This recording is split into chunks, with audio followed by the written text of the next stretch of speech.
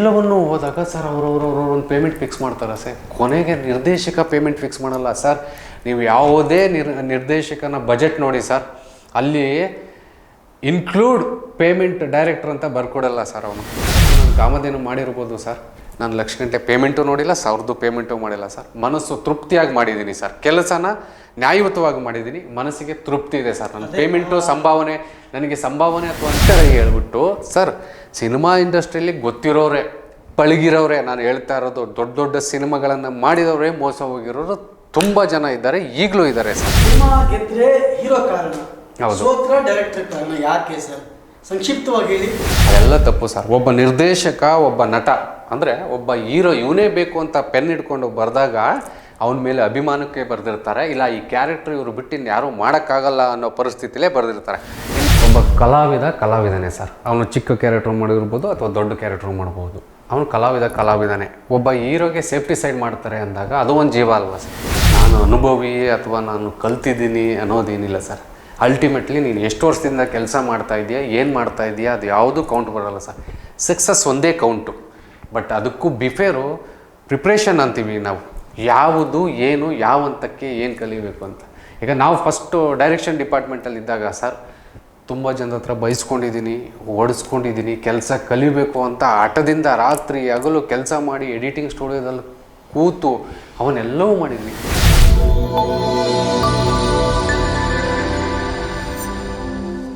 Cinema ರಂಗದಲ್ಲಿ ಇತ್ತೀಚೆಗೆ ಏಜೆಂಟ್ಗಳ ಹಾವಳಿ ಜಾಸ್ತಿ ಆಗಿದೆ.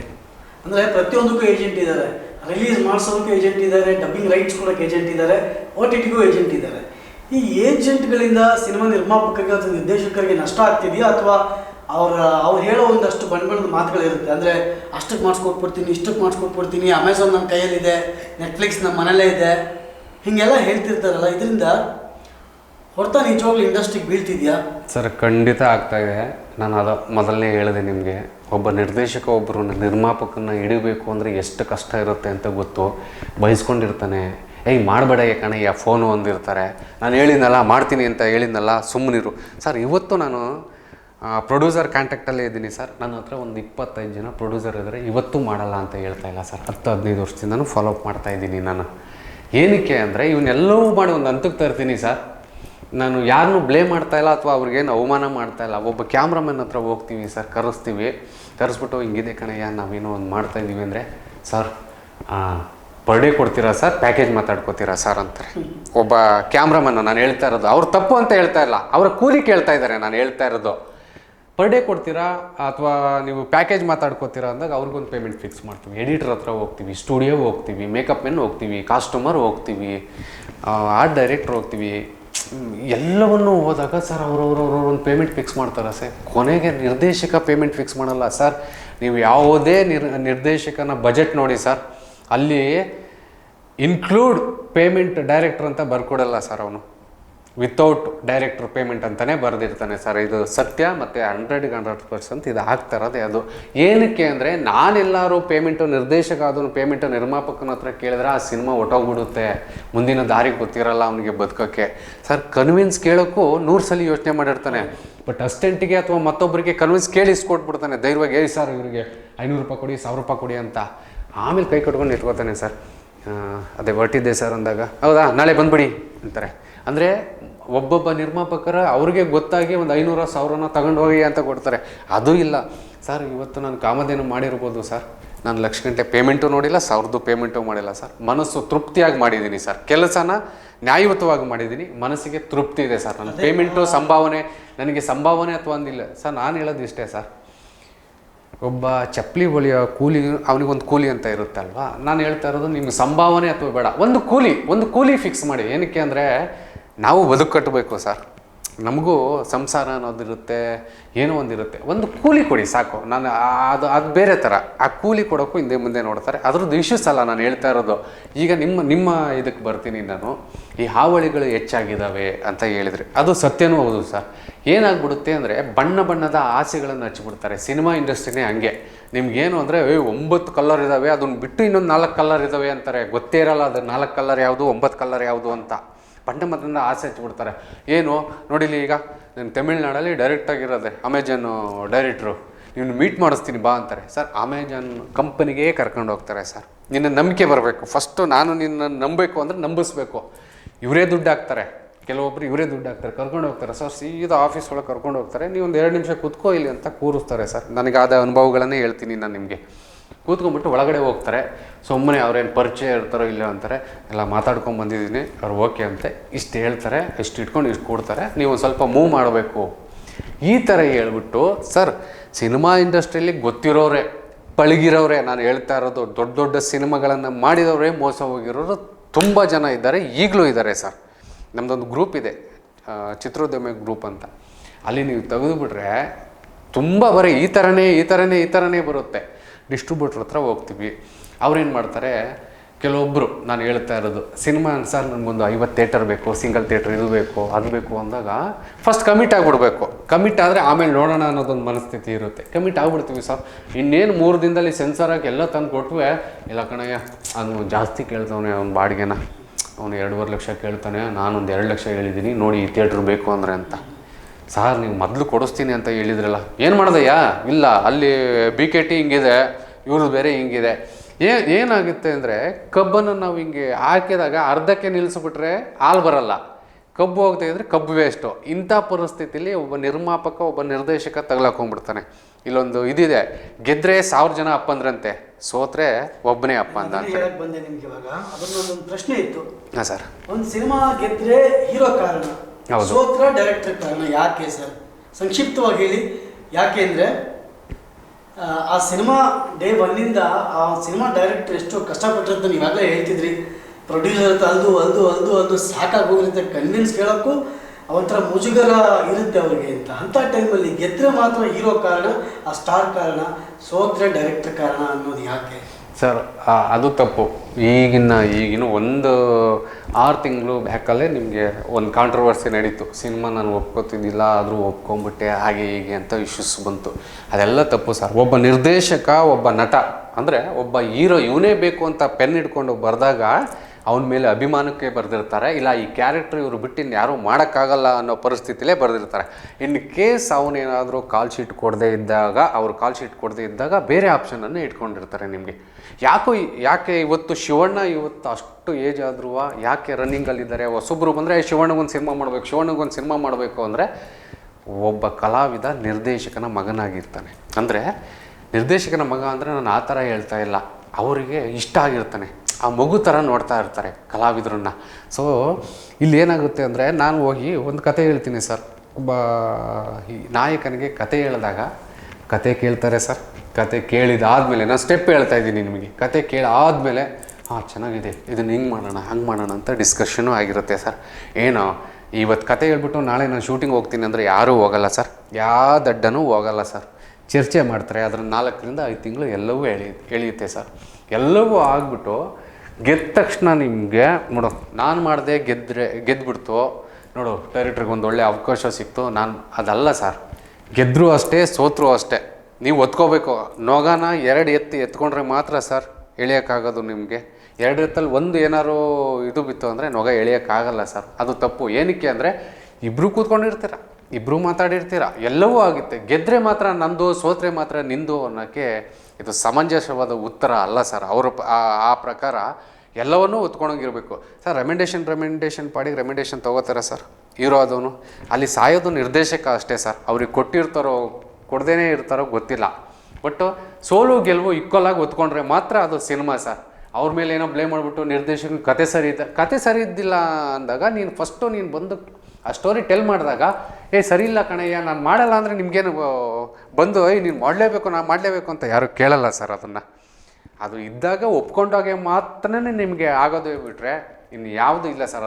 ಅದು ತಪ್ಪು ಸರ್, ನನ್ನ ಪ್ರಕಾರ ತಪ್ಪು ಸರ್. ಸರ್ ಸಿನಿಮಾಗಳ ಬಗ್ಗೆ ಭಾಳಷ್ಟು ವಿಷಯಗಳನ್ನ ಹೇಳಿದ್ರಿ.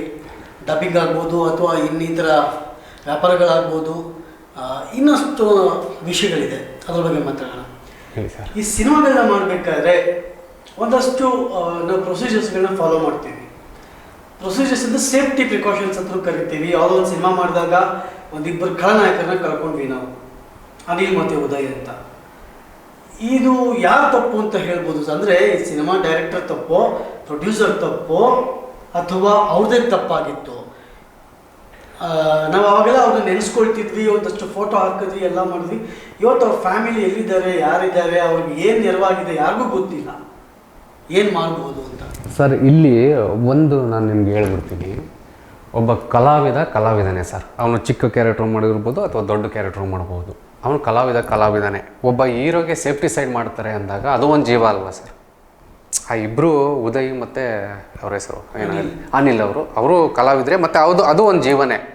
ಒಬ್ಬ ಹೀರೋಗೆ ಮಾಡ್ತೀವಿ ಅಂದಾಗ ಅವನು ಒಂದು ಜೀವ ಇರುತ್ತೆ. ಅವ್ರಿಗೂ ಸೇಫ್ಟಿ ಸೈಡ್ ಎಲ್ಲವೂ ಮಾಡ್ಕೊಂಡಿರ್ಬೇಕಿತ್ತು. ಅದು ಒಂದು ಮಹಾ ಗೌರವ ಸರ್.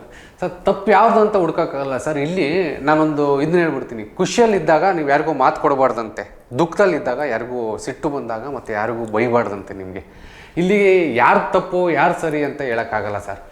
ನಿರ್ದೇಶಕನಿಂದ ಹಿಡಿದು ಫೈಟ್ ಮಾಸ್ಟರಿಂದ ಹಿಡಿದು ಆ ಇಡೀ ಟೀಮ್ದೇ ತಪ್ಪಿರುತ್ತೆ ಸರ್.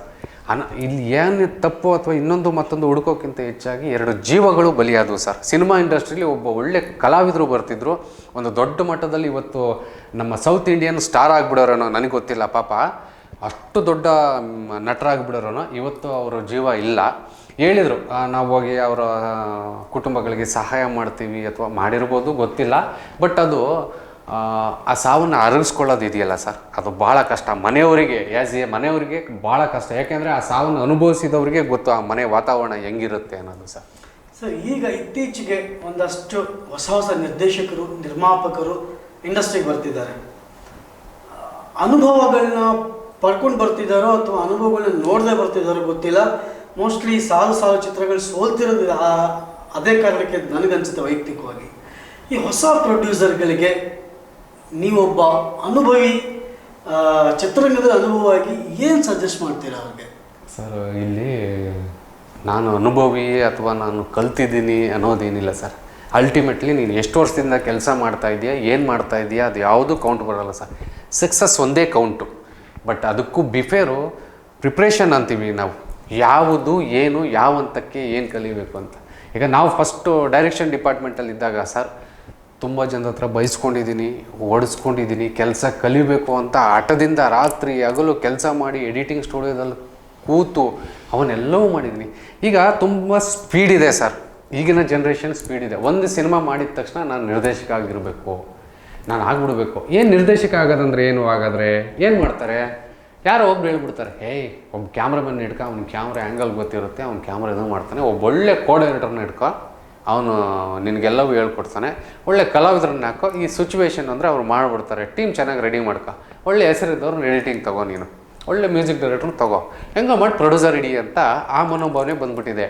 ಏನಾಗುತ್ತೆ, ಅವ್ರಿಗೆ ಅನುಭವದ ಕೊರತೆ ಸರ್. ನಾನು ಹೇಳ್ತಾ ಇರೋದು ಅನುಭವದ ಕೊರತೆ ಅಂದರೆ ಏನು ಅಂದರೆ, ಆ ಸಿನಿಮಾ ಗ್ರಂಥ ಗೊತ್ತಿರಲ್ಲ ಅವರಿಗೆ, ಆ ಸಿನಿಮಾದೇನಿರುತ್ತೆ ಆ ಭಾಷೆ ಗೊತ್ತಿರಲ್ಲ.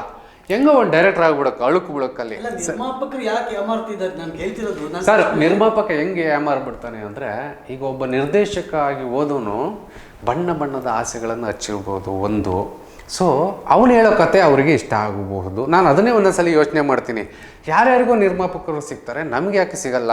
ಅವನಲ್ಲಿ ಇಲ್ಲದ್ದು ನನ್ನಲ್ಲಿ ಏನಿದೆ? ಹಾಗಾದರೆ ಏನು, ಯಾವ ಥರ ಅವನನ್ನು ಆ ನಿರ್ಮಾಪಕರನ್ನ ಬುಟ್ಟಿ ಬೀಳಿಸ್ಕೊಂಡ ಅಂತೀವಿ ನಮ್ಮ ಸಿನಿಮಾ ಭಾಷೆಯಲ್ಲಿ, ಬುಟ್ಟಿ ಬೀಳಿಸ್ಕೊಂಬಿಟ್ಟ ಅಂತ ಗೊತ್ತಿಲ್ಲ ಸರ್. ಇಲ್ಲಿ ಆಮಿಷಕ್ಕೂ ಬಲಿಯಾಗಬಹುದು, ನೇರವಾಗಿ ಹೇಳ್ತೀನಿ, ಆಮಿಷಕ್ಕೂ ಬಲಿ ಆಗ್ಬೋದು. ಅಥವಾ ಅವನು ಮಾಡಿರೋಂಥ ಕತೆ ನಿರ್ಮಾಪಕನಿಗೆ ಇಷ್ಟ ಆಗ್ಬೋದು, ಅಥವಾ ಅವನು ಹೇಳೋ ವಾತಾವರಣದಿಂದ ಅವ್ರಿಗೆ ಇಷ್ಟ ಆಗ್ಬೋದು. ಈ ಇದರಲ್ಲಿ ಆ ನಿರ್ಮಾಪಕ ಆ ನಿರ್ದೇಶಕನಿಗೆ ಮಾಡ್ತಾನೆ. ಆಮೇಲೆ ಅವ್ರದ್ದು ತಪ್ಪಿದೆ ಅಂತ ಹೇಳ್ತಾ ಇಲ್ಲ, ಪಾಪ ಅವರು ಒಂದು ಏನೋ ಮಾಡಬೇಕು. ನಾವು ಸಿನಿಮಾ ಇಂಡಸ್ಟ್ರಿಲಿ ಒಬ್ಬ ನಿರ್ಮಾಪಕನ ಉಳಿಸ್ಕೋಬೇಕು ಸರ್. ನಿರ್ದೇಶಕನ ಆದವನು ಒಬ್ಬ ನಿರ್ಮಾಪಕನ ಉಳಿಸ್ಕೊಂಡ್ರೆ ಒಂದು 50ರಿಂದ 60 ಕುಟುಂಬಗಳು ಬದುಕುತ್ತೆ ಸರ್ ಅವ್ರ ಕಡೆಯಿಂದ. ನಿರ್ಮಾಪಕನಿಗೆ ಏನೇನು ಗೊತ್ತಿರಬೇಕು ಅಂತಂದ್ರೆ ಅವನ ಇಂಡಸ್ಟ್ರಿ ಹೊಸ ನಿರ್ಮಾಪಕ ಆದ್ರೂ ನಾನು ಹೇಳ್ತಾ ಇರೋದು ಅಟ್ಲೀಸ್ಟ್ ಬೇಸಿಕ್ ಒಂದು 20% ಬೇಸಿಕ್ ತಿಳ್ಕೊಂಡಿರಿ.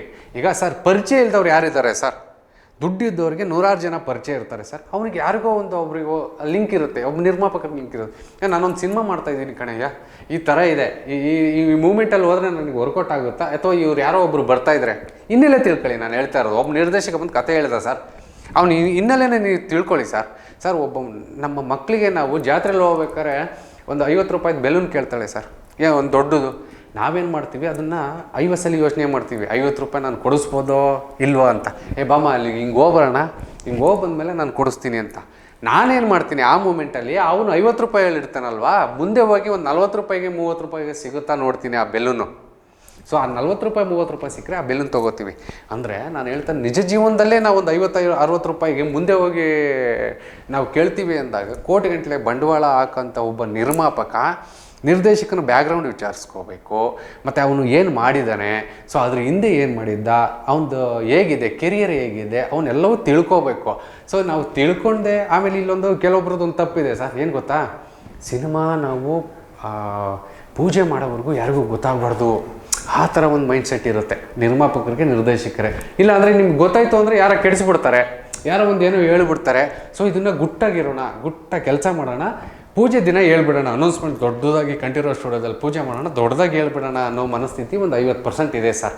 ಆ ಮೂಮೆಂಟಲ್ಲಿ ಅನುಭವದ ಕೊರತೆ ಮತ್ತು ಇಲ್ಲಿ ಅನುಭವದ ಕೊರತೆ ಅವು ಹೆಂಗಾಗ್ಬಿಡುತ್ತೆ ಅಂದರೆ, ಏನೋ ಒಂದು ಮಾಡ್ತಾರೆ, ಕೊನೆಗೆ ಸಿನಿಮಾ ಮಾಡ್ತಾರೆ ಸರ್, ಬಿಡುಗಡೆ ಮಾಡೋಕ್ಕೆ ಅವ್ರ ಹತ್ರ ದುಡ್ಡಿರಲ್ಲ. ಪಾಪ ಅಲ್ಲೆಲ್ಲ ಹೋಗ್ತಾರೆ, ಟಿ ವಿ ರೈಟ್ಸ್ ಕೊಡ್ತೀನಿ ಅಂತಾರೆ, ಅಲ್ಲೊಂದು 2 ಲಕ್ಷ ಇನ್ವೆಸ್ಟ್ ಮಾಡ್ತಾರೆ, ಇಲ್ಲಿ ಯಾರೋ ಬರ್ತಾರೆ, ಬಿಡುಗಡೆ ಮಾಡ್ತೀನಿ, ನೀವೊಂದು ಬರೀ ನೀವು ಚಾರ್ಜ್ ಕೊಟ್ಬಿಡಿ, ಒಂದು 2.5 ಲಕ್ಷ ಚಾರ್ಜ್ ಕೊಡಿ, ನಾವೇನೋ ಮಾಡ್ತೀವಿ, ಬಂದಿದ್ರಲ್ಲಿ ಪರ್ಸೆಂಟೇಜ್.